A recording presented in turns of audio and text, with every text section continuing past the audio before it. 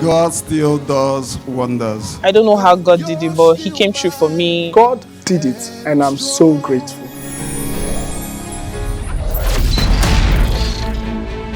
Ahead on God Did It Today, a brave and resourceful neighbor successfully puts out a fire, preventing the loss of properties and possibly lives. What exactly happened? Our sister Ifiok today shares how God did its story. I was hearing people were shouting, "That girl don't die, that girl don't die, that girl don't die." Lo and behold, there was no physical injury. Also today, another survivor of a terrible motor accident, our sister Agorom Miriam, recounts the harrowing experience she had on the 11th of June, 2022. Hello, it's good to be with you on God Did It Today, the 10th of July, 2022. I am at the Norde in Ogiga. Thanks for joining me. Now, the 16th of June, 2022 has become for our sister Ifiok a day she remembers with so much gratitude, as our God saved her family from a huge loss of property and possibly even more. She says for weeks there was power outage in her area and was only returned on that day. Unfortunately, it came with a power surge that caused overheating of the electrical appliances in her sitting room and subsequently led to a fire. No one was in her apartment at the moment, but luckily her neighbor, who also experienced the surge, noticed black smoke coming out of her apartment and quickly ran to the house. He cut the locks, gained access, and then successfully put out the fire. Her sister says she is grateful to God for ensuring her neighbor was home at the time of the incident and using him to save her house. More especially, she is thankful that there were no loss of lives and her properties and baby pictures were preserved from the fire. A true definition of a good neighbor. Our sister is indeed blessed to have one. Moving on, let's now have a listen to our sister Miriam as she recounts the experience she had on the 11th of June 2022 and how God's mercy has seen her through it all. The early hour of the day, I came to church for a setup. After the setup, I left around 11 o'clock to work. After I closed from work,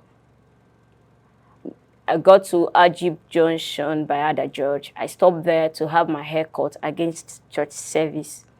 After my haircut, I crossed the road. I boarded minibus heading to my 3 because I stay at UST. Now we're going close to Liberty Hotel.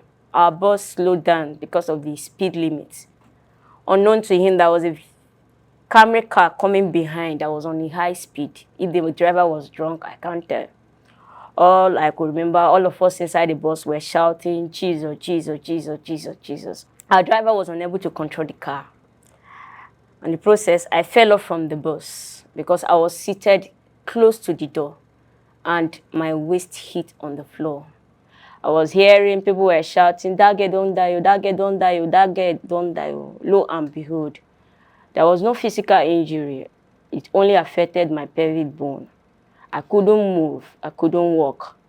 How God did it in a way that no other car was coming, because the case would have been another thing. Maybe I would have been a dead person by now.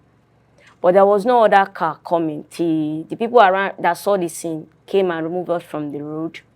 And I was with my bag. They opened my bag and collected my phone. They called my people to come and pick me up, that I was involved in a motor accident, which they did. My brother came, they took me out from the road and took me to my auntie's house. She gave me some injection to subside the pain. Then the next day, I was taken for treatment, which lasted for 3 weeks. How God did it for me, I can't really tell. The treatment went well and I recovered so fast. Interval of 3 weeks, a pelvic bone was cracked and shifted. People were praying for me, women to women. I am grateful. People were there for me. Greeters, I am grateful. People were there. You were really family. You called.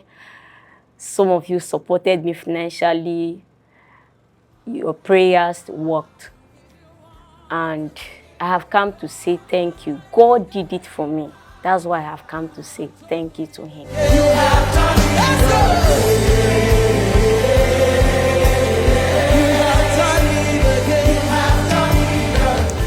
A wise man once asked, amongst two persons who went on a trip, who ought to be more grateful, the one who survived an accident or the one who came back home without an incident.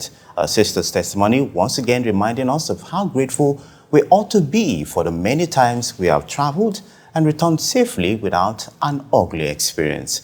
But as God did it for today, many thanks indeed for being a part of it. Remember, you can also share your testimonies here. Simply send an email to goddidit@ashotrportharcourt.com. Once again, it's goddidit@ashotrportharcourt.com.